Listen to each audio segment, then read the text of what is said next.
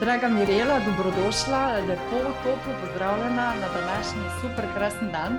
Iz več vidikov, prvič sončnje, drugič snežilo je zjutraj, tretjič s teboj klepetam, sicer bi raje v živo, ampak lej, glede na to, da si ti v Portorožu, jaz v Mariboru, moram reči, da tehnologija v tem primeru je pozitivna. Zelo sem vesela, da so se pred ne vem koliko leti pokonektali preko tvojega bivšega delodajalca in bom zato vedno ostala hvaležna. In hvala, ker si z nami kot del ekipe tima navdihni.me.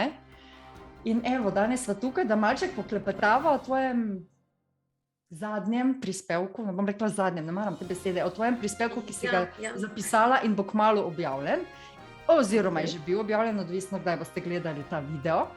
In takole, ne, govoriš o enem majhnem hribčku, ki je tukaj zelo blizu mene. Če bi kamera lahko malček se obrnila na vašo levo, mojo desno, bi ga lahko celo zagledali. Seveda govorimo o Pohorju, vsi Štajerci vemo, kje je Pohorje, kaj to je, in da imamo tam vsi škratki in vilinci in vile in tako naprej svoje korenine. In kaj pa je pravzaprav, veš, kako si zdaj ti povezala planinarjenje, pohodništvo z tem svojim branjem knjig in pripovedovanjem in kako je to gre eno z drugim? Ja, v bistvu najprej hvala lepa za povabilo, Natali, in lepo pozdravljeni vsi, ki nas spremljate. Moram reči, da se mi zdi čudovita ideja tole o video napovedniku za naše prispevke, se res trudimo in se mi zdi, da ljudje potem lahko boljše nas začutijo in zgodbo, o katerih pišemo.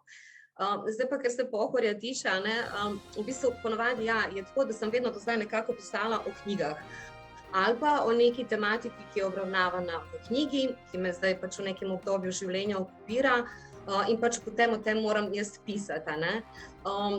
To sicer niti ne preseneča, ker knjiga je dejansko velik del mojega osebnega in poslovnega življenja, pa naj gre za to, da pomagam drugim, da napišejo in izdajo knjigo in jo plasirajo na trg ter tržijo, ali pa zato, da pač poskrbim za to, da je knjiga v medijskem prostoru, recimo tudi v Navdihnima, recimo, da je veliko teh tematik obravnavanih. Ampak ja, v bistvu zdajle sem se odločila v bistvu pisati o nečem drugačnem, nečem, kar je zelo pomembno v življenju, se mi zdi, da bi dala to kar na prvo mesto in je povezano tudi z branjem. Namreč jaz imam to neko, ta nek smisel ali občutek za povezovanje stvari in vedno najdem neke stične točke, kjer se lahko vsi in z vsem povežemo.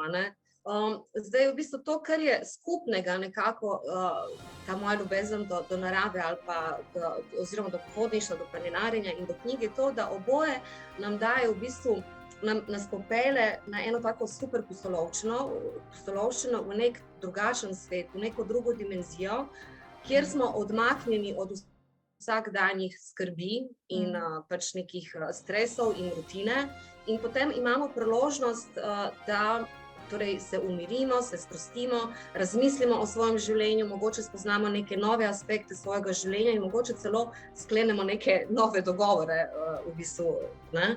Tako da branje kot tako tudi sprošča sprošča tudi telo s tem, spodbuja kreativni način razmišljanja, spodbuja domišljijo, spodbuja ustvarjalnost. In če beremo v naravi, je potem ta bralna izkušnja še toliko bolj poglobljena, barve so bolj intenzivne, kajti v naravi se nam izostrijo čutila, bolj jasno vidimo barve oziroma intenzivnost barv, bolj slišimo zvoke, in potem vse skupaj bolj močno doživljamo.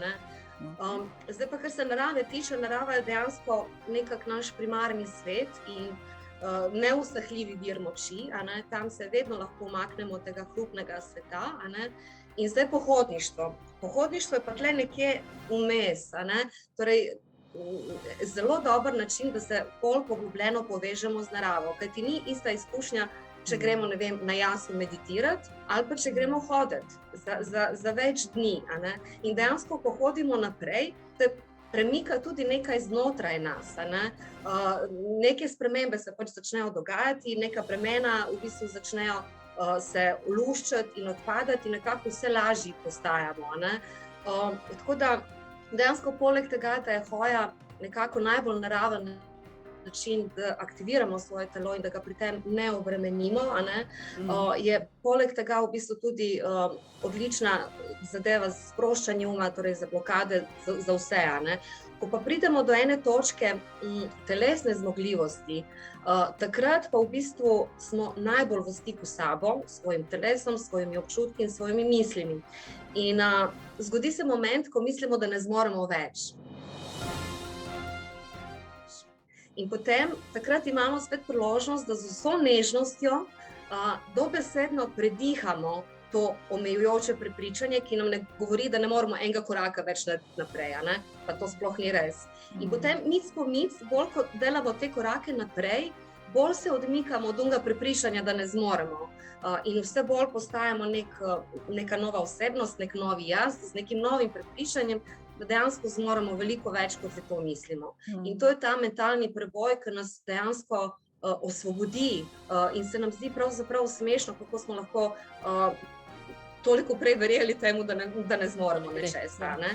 Zanimivo je, ne, da to, o čemer ti govoriš, veliko naših pohodnic in pohodnikov preko kaminov, ali je to de Santiago, ali je slovenski, ali kjerkoli že pač, točno pride do teh spoznane in nekako čuti potem potrebo, da to tudi iz sebe ven. Mislim, da sem nekje pred kratkim prebrala, da je v Sloveniji šlo 55 knjig na temo prehojenih kaminov slovenskih, tujih. Tako dalje, ne? Kar pomeni, da imamo Slovenci res potrebo po hoji, po iti v naravi, po konektati se nazaj, se pravi se povezati spet nazaj. In to, o čemer ti pišeš, ne, zdaj sicer si zelo teoretično to povedala, ampak v tvojem prispevku pa to zelo plastično zaživi. Jaz sem si lahko to kar predstavljala, kako je to izgledalo, ker pač poznam tiste strmine, točno vem, kje sta zgrešila ono pot, ampak ne bomo preveč izdali, ne? Naj še malo poklikajo, pa še preberejo naprej. Mogoče to, in jaz mislim, da je to tudi bil pač namen tega prispevka, da torej podelim to svoje osebno doživetje, kaj meni da narava in da mogoče s tem tudi druge navdihnem in motiviram k temu, da se zavedajo, kako je ta stik z naravo danes vse bolj pomemben, da se v naravi dogajajo dejanski premiki in čudeži, a ne? In dejansko, če v življenju ne vemo, kaj narediti, je zdaj moj nov nasvet je to, pojdi v naravo in hodi. In hodi tako dolgo, dokler ti ne pride neka ideja ali pa rešitev, ki v naravi pride v najbolj čisti obliki. In v bistvu nadgradnja tega je pa moj tudi novi slogan, prehodite svoje navade. Tako da dejansko je v bistvu to ta takeaway, ne? Da jih nagovorim tiste v njih, v bralcih, da tudi sami pač preizkusijo ta stik in doživijo v bistvu res čudež. Ker narava je čudež. Ja, definitivno. Mogoče bomo pa z našim timom Navdihni.me poleti, ko bomo se lahko družili svobodno in brez omejitev, takih in drugačnih, pa naredili kakšno takšno pot, ne? Spodbudili koga, organizirali pa, a veš, da damo ljudem možnost, da veš, ker težko se sam lotiti, ne, vsi vemo, ja, bom od novega leta naprej, s 1. januarjem, ne vem, bom to ne in kaj, ne. In pol prije 17. januar, za katerega so ugotovili, da nehamo izpolnjevati svoje novoletne zaobljube, ne, do 18. še gre, pol pa več ne. Tako da mislim, da bo kar v redu, če damo eno podporno skupino.